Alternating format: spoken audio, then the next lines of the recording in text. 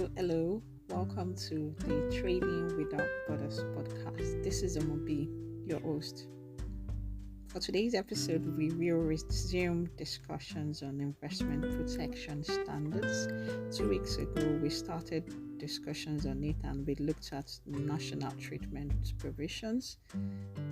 But we took a break last week. So we had the members of the Global Shippers Hub. Some of the members were on the podcast last week to share information concerning their AFCFTA Awareness Week. And last week, we also celebrated the second year anniversary of the Trading Without Borders podcast. So the podcast is 2.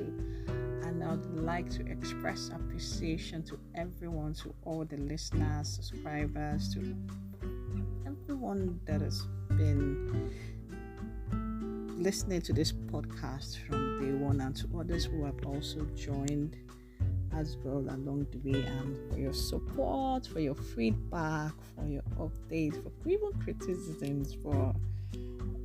Thank you to everyone. Thank you. And I should also say well done to me, or I congratulate myself. I say well done, Omobola. So let's resume our discussions on investment protection standards, and we will look at Most Favoured Nation Treatment today and administrative and judicial treatment. Okay, so I'll pick one of the provisions under the Most Favoured Nation Treatment, and it says that state parties are to accord investors of another state party and their investment treatment that is no less favourable in like circumstance to investors of any other state parties or third parties concerning management, conduct, operation, use, expansion, and sale or other disposition of their investment. So whatever treatment that you accord to investors of other state parties or third parties, then you accord investor of another state but in like circumstance. So yes, and 2 weeks ago under the national treatment, I discussed what in like circumstances is, what in like circumstances are rather. So you may want to listen to that so that we don't go over that. It also states here that in like circumstance shall apply same way it applies, and under that provision applies here. So what are the exceptions to the Most Favoured Nation treatment? Let's look at some of it. So where a state party takes measures or apply measures that are meant to protect or enhance legitimate public policy objectives such as public morals, public health, prevention of diseases and pests in animals or plants, climate action, essential security interest, safety and protection of environment, amongst others, then these measures shall not be construed as a breach of the Most Favoured Nation treatment. So in case of public interest, the state party takes legitimate measures in respect of public interest, then that should not be considered as a breach of Most Favoured Nation treatment.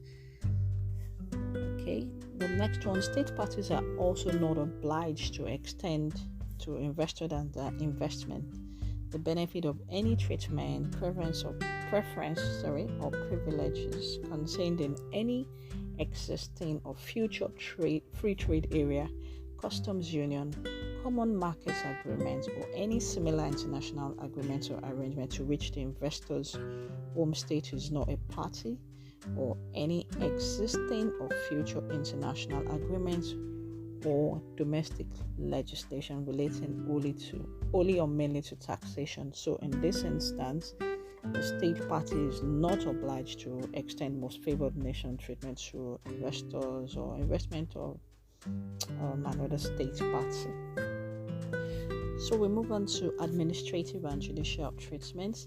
So under this provision, state parties, they are to ensure that in respect of administrative and judicial matters, investors and investment of another state party, they are not subjected to treatment that constitutes a fundamental denial of justice in criminal, civil, and administrative adjudicative proceedings, or an evidence denial of due process, a manifest arbitrariness, a discrimination based on gender, race, or religious beliefs, or an abusive treatment in administrative and judicial proceedings. So this provides for instances where investors and investment of other states that cannot be denied justice in respect in whether it's criminal, civil, or administrative proceedings based on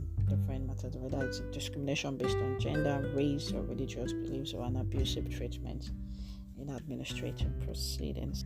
Okay, so I will stop here for today, and next week we will continue and look at some other provisions. And as usual, the podcast is for educational purposes only. If you'd like to discuss further, you can reach out to me on LinkedIn. I am Omobola Adekola. And until next week, I say to you, bye-bye.